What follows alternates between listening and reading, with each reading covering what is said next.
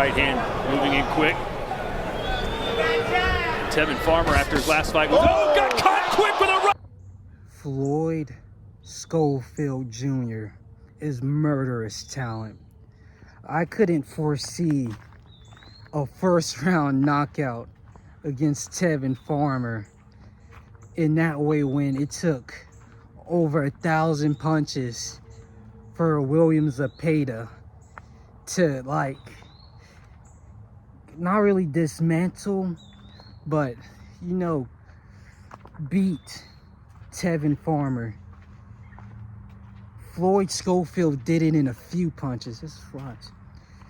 And honestly, I'm surprised. I knew he was powerful, but I didn't know he was that powerful. It wasn't like a lucky shot that he hit him with. That was just technique.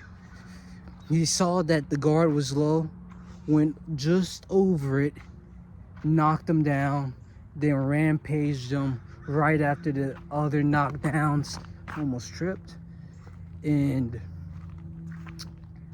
conquered Tevin Farmer. Now this brings a lot of questions like, well, how does he go against a Williams Zepeda? How would he go against Shakir if, in his words, Saudi didn't poison him so they didn't lose any bets? This makes it look like Saudi tried to take him out because of this, because he had that much power in the ring.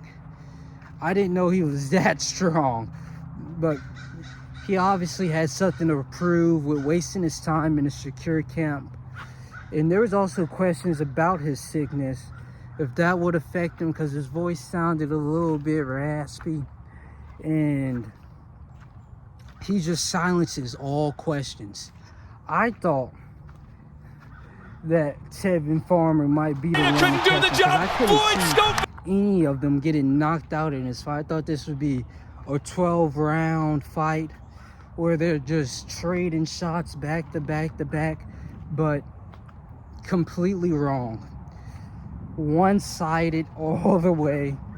The other side didn't even get to throw a punch. Floyd Schofield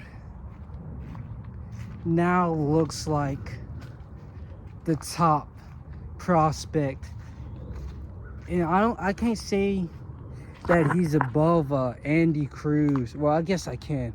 Level of opponent, he is above Andy Cruz.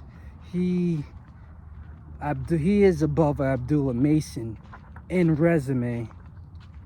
So with Abdullah Mason getting a title shot, I don't see how Floyd can't like be his first title defense, because he's the only one out of like that big three. Well, I guess it would be four now. Keyshawn Davis, Andy Cruz, you got Abdullah Mason, and then Floyd Schofield. That's like the big upcoming names that we want to see as champions.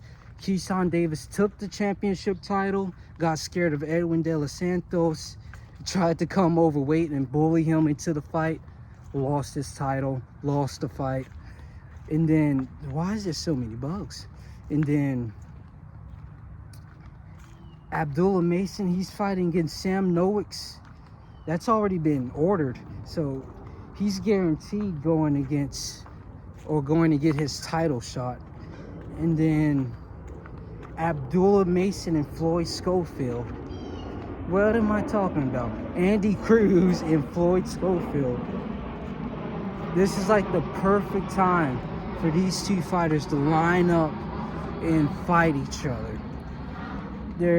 Now, this is like a step down for Floyd Schofield, but in terms of like name branding, it's a big fight for him.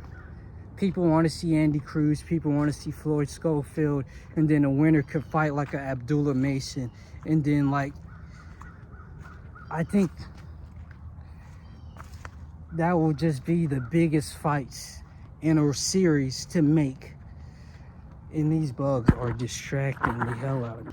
All right, those fights lined up will be some of the biggest fights, and I will feel like it will put the 135 division back into the talks, because they're not really popping as they once were, with Devin Haney as undisputed, Shakir trying to get the fight, and Gervonta Davis just lingering, doing something, not fighting anybody, and going and picking up fighters from 130 to fight or some shit.